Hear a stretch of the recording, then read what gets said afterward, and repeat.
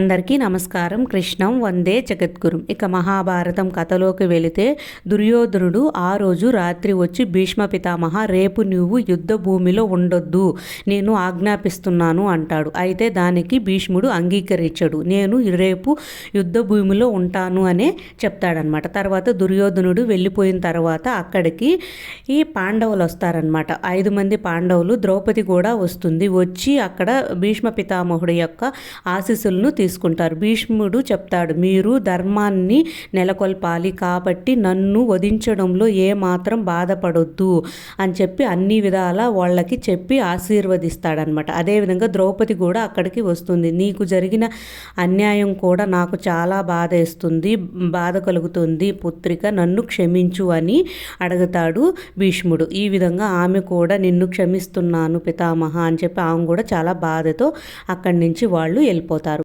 ద్రోణాచార్యుడు మీకు సేవ చేసే భాగ్యాన్ని ప్రసాదించండి పితామహ అని చెప్పి ఆ రోజు అలంకరణ అంటే యుద్ధానికి వేసుకుంటారు కదా, అవన్నీ ఆయనే అలంకరిస్తారనమాట. తర్వాత యుద్ధ భూమికి శిఖండి వస్తుంది. వచ్చినప్పుడు శకుని, అదేవిధంగా దుశ్శాసనుడు వీళ్ళంతా ఆపడానికైతే ప్రయత్నిస్తారు. ఎంతో ఆపుతారు. అదేవిధంగా ఆమెని తీవ్రంగా కూడా గాయపరుస్తారు. అయితే శిఖండి మాత్రం భీష్మ పితామహుడు వద్దకు వెళ్ళడానికి తీవ్రంగా ప్రయత్నం చేస్తూనే ఉంటుంది. ఆమెని రక్షణగా కొంతమంది ఉంటారు. అయినా సరే వీళ్ళు ఆమెని చాలా తీవ్రంగా గాయపరుస్తారనమాట. ఈ విధంగా గాయపరిచిన తర్వాత ఆమె అయినా సరే భీష్మ పితామహుడి వద్దకు వెళ్తుంది. వెళ్ళి ఆయన చూస్తాడనమాట. భీష్మ పితామహుడు శిఖండిని చూసి ఫస్ట్ ఇట్లా బాణం చూడంగానే ఆమె కనిపిస్తుంది. ఆమె కనిపించినప్పుడు ఆయన శస్త్రాలను తెగించాలి అట్లాగా ఆయన వాగ్దానం చేశాడనమాట. అదేవిధంగా ఆమె కూడా చేస్తుంది. నేను చివరిగా నీ మృత్యువై వస్తాను అని కూడా అంటది. కాబట్టి ఈ విధంగా అవన్నీ కూడా గుర్తు చేసుకుంటారు. తర్వాత భీష్మ పితామహుడు శస్త్రాలను తెగిస్తాడనమాట.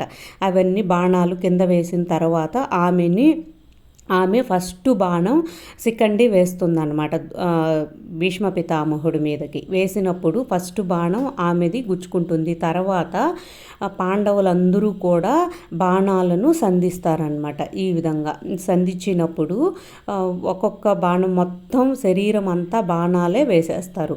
వేసిన తర్వాత ఆయన అంపశయ్య మీద ఉంటాడనమాట. కానీ అన్నీ మాట్లాడుతూ ఉంటాడు, ప్రాణాలతో ఉంటాడు. కానీ అంపశయ్య మీద ఉండి అందరికీ చెప్తూ ఉంటాడనమాట అన్నీ. ఆ తర్వాత అక్కడికి దుర్యోధనుడు కూడా వచ్చి పాండవులను మిమ్మల్ని ఇప్పుడే నేను వధిస్తాను అని చెప్పేసి వాళ్ళ మీదకి వెళ్తాడు.